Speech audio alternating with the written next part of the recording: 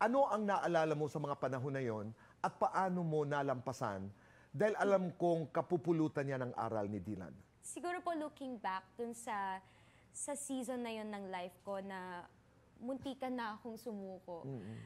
Parang naalala ko po doon na marami nag-encourage sa akin ng mga tao, especially yung mga loved ones ko po, mga tao na I really, really value the most. Telling me not to give up and to be patient.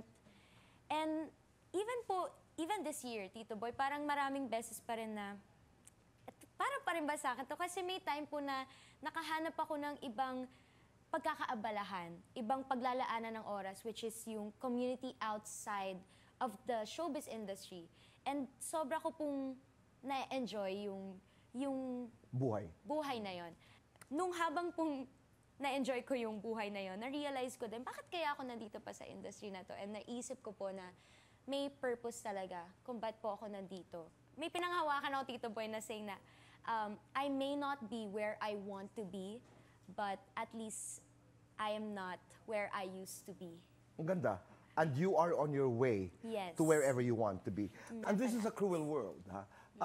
Nasabihan ka rin na hindi ka matangkad, masyado kang ganito, hindi ka maganda, hindi maganda ang boses mo, kahit napakaganda ng boses mo. Pinagdaanan mo yun? Oo naman po, Tito Boy. Kahit hanggang ngayon po, kahit kanina, may mababasa po akong mga comments na ganon. But I know who I am. I know my... That's important.